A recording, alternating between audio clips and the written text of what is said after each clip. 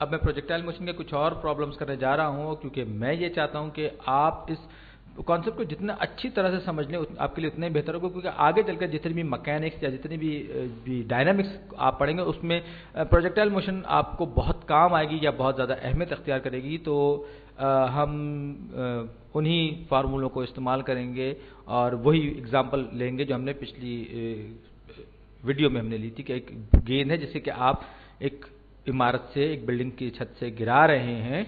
और चलिए फर्ज कीजिए कि वो बिल्डिंग ऊंची है, नहीं बहुत ज़्यादा ऊंची नहीं है, बहुत ज़्यादा ऊंची नहीं है, उसकी हाइट जो है, उसकी ऊंचाई जो है वो फर्ज कर लीजिए कि वो सिर्फ 30 मीटर्स है, बहुत ज़्यादा नहीं है, 30 मीटर्स है, 10 मंजिला बिल्डिंग है, 10 मंजिला बिल्डिंग है।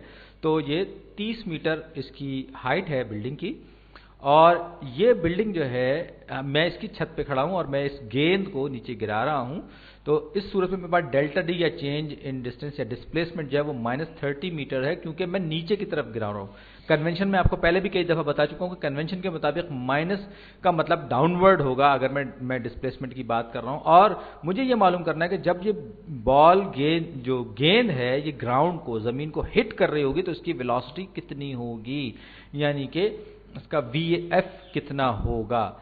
अब जाहिर बात है कि मुझे फार्मूले आपको याद होगा कि VF² = VI² + 2AD, सॉरी ये मैं गलत लिख गया, ये 2A delta D in change in distance या डिस्प्लेसमेंट। और फिर हमें पता है कि चेंज इन डिस्टेंस या डिस्प्लेसमेंट क्या होता है, डेल्टा डी = VI.T + AT²/2। और ये जो आपको पता है और भी बहुत सारे फार्मूले हैं जिसमें कि एक्सेलरेशन भी इन्वॉल्व हो जाता है, टाइम्स वेलोसिटी वगैरह भी इन्वॉल्व हो जाते हैं। लेकिन फिलहाल मेरा जो काम है इन दो फार्मूलों की मदद से बड़ी आसानी से चल जाएगा, क्योंकि हम ये मालूम कर रहे हैं कि इसकी बॉल की वेलोसिटी कितनी होगी जबकि ये ग्राउंड को हिट करेंगे, यानी कि मुझे फाइनल वेलोसिटी मालूम करनी है। और इनिशियल वेलोसिटी इसकी 0 होगी, क्योंकि ये स्टेशनरी हालत में होगी जब मैं इसको छोड़ रहा होऊंगा। और एक्सेलरेशन ड्यू टू ग्रेविटी, जाहिर बात है हम बहुत दफ़ा इसको, ये कांस्टेंट वैल्यू है ज़मीन के लिए जो कि g कहलाती है, -10 मीटर्स/सेकंड², ये है। तो यहाँ पर ये वाला जो फार्मूला है ये मेरे काम आएगा, क्योंकि यहाँ मेरे पास VF मौजूद है और मुझे VF ही मालूम करना है। तो VF² जो कि मुझे नहीं मालूम, VI 0 है, जाहिर बात है इनिशियल वेलोसिटी इसकी 0 है, तो ये 0 हो जाएगी टर्म, प्लस ये हो जाएगा 2 -10 एक्सेलरेशन ड्यू टू ग्रेविटी और चेंज इन डिस्टेंस -30 मीटर्स, क्योंकि ये ऊपर से नीचे की तरफ आ रही है। मैं बार बार ये सब चीज़ें दोहराता जा रहा हूँ ताकि आप भूलें नहीं। तो VF² बराबर हो जाएगा 10 30 300 और ये 600, यानी VF² जो है वो, और ये मेरे ख्याल शायद तकरीबन 24.5 होना चाहिए, लेकिन मैं कैलकुलेट कर लेता हूँ 24.49, यहाँ मेरा अंदाज़ा सही था। तो ये तकरीबन अप्रॉक्सीमेटली ये हो जाएगा = 24.5 मीटर्स/सेकंड। ये मैं अप्रॉक्सीमेट का साइन बना दूं कि ये तकरीबन होगा मीटर्स/सेकंड। अब मैं ये अगर ये पता करना चाहूँ कि कितनी देर तक हवा में ये गेंद रही, तो उसके लिए भी जाहिर बात है कि बहुत आसान तरीका, मैं ये डेल्टा डी वाला फार्मूला इस्तेमाल करूंगा, क्योंकि यहाँ पर टी भी इन्वॉल्व हो रहा है। तो डेल्टा डी मुझे मालूम है, एक्सेलरेशन ड्यू टू ग्रेविटी मुझे मालूम है, VI का मुझे पता है 0 है। तो बहुत आसानी से ये वाली जो टर्म जो है VIT वाली, ये 0 हो जाएगी। तो डेल्टा डी हो जाएगा = ये हो जाएगा -30। मैं जरा कलर चेंज कर लूँ, हाँ ये फार्मूला मैं इस्तेमाल कर रहा हूँ जी, ये वाला formula, delta D = VIT + AT²/T। तो मैं ये इसको भी, तो ये हो जाएगा -30, डेल्टा डी जो है -30 है, और इक्वल टू ये टर्म 0 हो जाएगी। Acceleration due to gravity -10, acceleration due to gravity जो है वो है -10/2 का मतलब हो गया 5, यानी कि ये हो जाएगा -5t² = -5t²। तो अगर मैं इन दोनों साइड्स को -1 से मल्टीप्लाई कर दूं तो ये प्लस हो जाएगा, और t हो जाएगा, t² हो जाएगा 6 का स्क्वायर रूट क्या होगा, ये हो जाएगा 2.449, 2.45 ही कर लेता हूँ, 2.45 सेकेंड्स, 2.45 सेकेंड्स तक ये गेंद जो है लगाएगी ऊपर से नीचे आने में। तो आप इसको अगर मेरी तरह से आपको बोलना ना पड़े समझाने के लिए, तो मेरा ख्याल है कि आप एग्जाम में इसको और ज़्यादा तेज़ी से कर लेंगे। मैंने अगरचे ये 4 मिनट में तकरीबन किया है, आप इसको 2 मिनट में भी कर सकते हैं, बहुत तेज़ी से कर सकते हैं। बस सिर्फ ये है कि आप अपने आप को रटे हुए फार्मूलों का मोहताज ना बनाइए। आप पीछे जो लॉजिक है उसको समझने की, उस इंफॉर्मेशन को ग्रैब करने की, हजम करने की कोशिश कीजिए।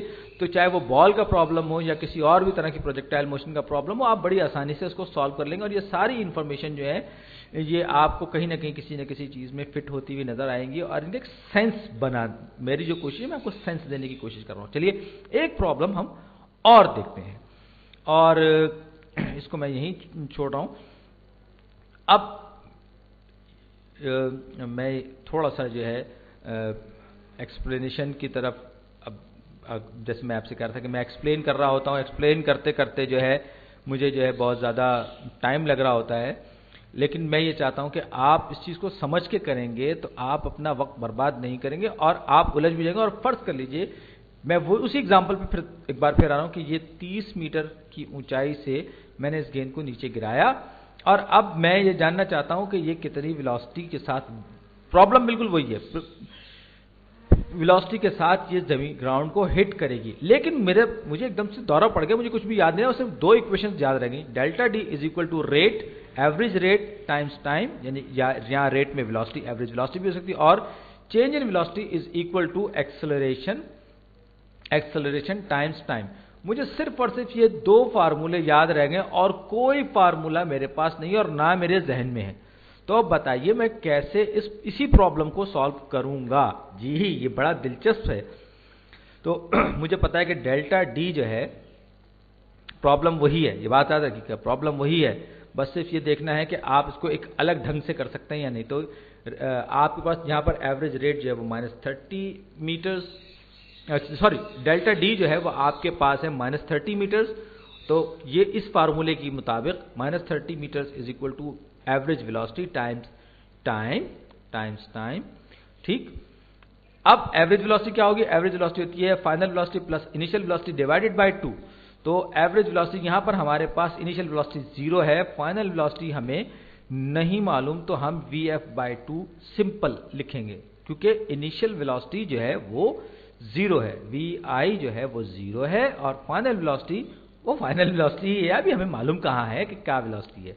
तो इसको मैं यहां पर सब्स्टिट्यूट करूंगा एवरेज निकालने के लिए। तो ये vf प्लस 0 डिवाइडेड बाय 2 हो जाएगा vf/2। तो एवरेज वेलोसिटी मेरे पास हो जाएगी vf plus 0 divided by 2 is equal to vf/2।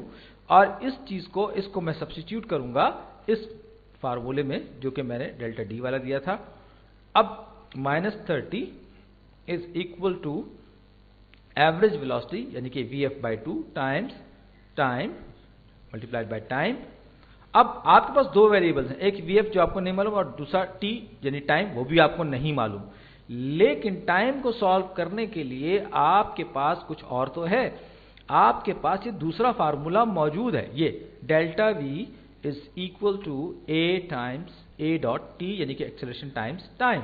आप इसे इस्तेमाल करेंगे तो आपको पता है कि vf माइनस डेल्टा v जो होता है vf माइनस vi होता है, इज इक्वल टू एक्सेलरेशन, आपके पास acceleration due to gravity -10 meter per second squared है, इनमें यूनिट्स नहीं लिया, और टाइम vi 0 है, आपके पास सिर्फ vf है, तो vf is equal to -10t। तो t जो है वो हो जाएगा t is equal to vf minus vf, minus को मैं ऊपर ले जाऊंगा, डिवाइडेड बाय 10 सही। और मैं इस t की जो वैल्यू मुझे यहां से मिली है इसको उठा के मैं यहां ले जाऊंगा, यहां ले गया मैं, तो ये हो जाएगा जनाब मेरे पास -30 is equal to vf over 2 into, अब ये माइनस vf है, याद रखिएगा ये पूरी टर्म जो है ये माइनस vf ओवर 10।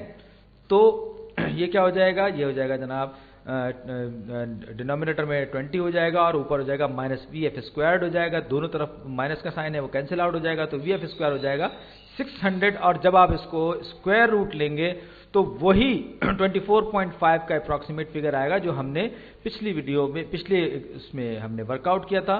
और ये दो फार्मूले आप याद रखिएगा, बहुत इंपॉर्टेंट होते हैं। आपको अगर कुछ भी याद ना रहे तो ये दो फार्मूले आपके बहुत काम आएंगे। अगली वीडियो में हम कुछ और बातें करेंगे और शायद 2 डायमेंशनल मोशन पे, 2 डायमेंशनल प्रोजेक्टाइल मोशन पे बात